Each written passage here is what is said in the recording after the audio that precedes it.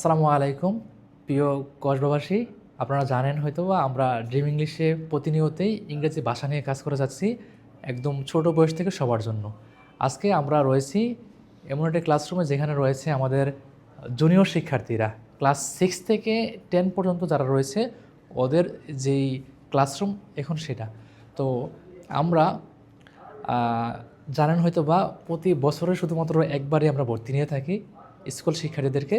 But special announcement যেটা সেটা হলো এখন আমরা নতুন করে আরেকটা ব্যাচ নিচ্ছি, বন্ধের দিনের ব্যাচ। সেটা হলো শুক্রবার, শনিবার এবং সোমবার। শুক্রবার শনিবার সাধারণত স্কুল বন্ধ থাকে, সেই হিসাবে যারা শিক্ষার্থী রয়েছে ওদের জন্য হতে পারে এটা একটা ভালো সুযোগ সুবিধা যে বন্ধের দিনে প্রেশার কম থাকবে, শিখতে পারবে। তো আমাদের যে শিক্ষার্থীরা আছে ওরা সীমিত কিছু সময় হয়েছে, হয়তো 2 থেকে 3 মাসের মতো হয়েছে সময়, ওরা এখানে আমাদের সাথে যুক্ত হয়েছে এবং মোটামুটি ভালোই ইমপ্রুভমেন্ট ওদের হচ্ছে। ওরা এক একজন এক এক স্কুল থেকে এখানে রয়েছে। তো আমরা একটু ওদেরকে একটু জিজ্ঞেস করি, স্যার আপনি কোন স্কুলের? আমি Kasba govt girls high school. Govt girls, right? আচ্ছা, আপনার ড্রিম ইংলিশের কোন দিকটা ভালো লাগে একটু বলবেন? ড্রিম ইংলিশের কারণে বর্তমানে আমার উচ্চারণ অনেক শুদ্ধ হচ্ছে, এই জন্য Okay. আমি ড্রিম ইংলিশকে অনেক পছন্দ করি। উচ্চারণ শুদ্ধ হচ্ছে, জি। উচ্চারণের দিকটা। স্যার আপনার কোন পরিবর্তন দেখতে পাচ্ছেন এখানে আমার এসে? ইংরেজি অনেক পরিবর্তন, ওয়ার্ড যে আমি আগে পারতাম না এখন অনেক পরিবর্তন পেয়েছি ড্রিম ইংলিশে এসে। ওয়ার্ড এবং পরিবর্তন দেখতে পাচ্ছেন এদের মধ্যে, জি। তাই না? ওকে। কোন স্কুলে পড়েন আপনি? জামিয়া সাউথুল হেরা মহিলা মাদ্রাসায়? ও আচ্ছা, থ্যাংক ইউ। স্যার কোন স্কুলে পড়েন? আমি কসবা পৌর হাই স্কুলে পড়ি। আপনার অনুভূতি কি ড্রিম ইংলিশ নিয়ে?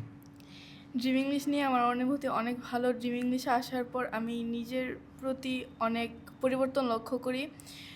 আমি আগে ইংলিশে অনেক দুর্বল ছিলাম, ড্রিম ইংলিশে আসার পর এখন আমার ইংলিশ একটু একটু খুবই বিশ্বাস ভালো হচ্ছে না? জি। আস্তে আস্তে বিশ্বাস হচ্ছে। আচ্ছা স্যার, আপনি কোন স্কুলের? আমি কসবা পৌর হাই স্কুলের। আচ্ছা, নিজের মধ্যে কি একটা কনফিডেন্স পাচ্ছেন এখন যে হ্যাঁ আমি হয়তো বা আরও কিছুদিন পড়লে ভালো কিছু হবে এখান থেকে, এই বিশ্বাসটা হয়?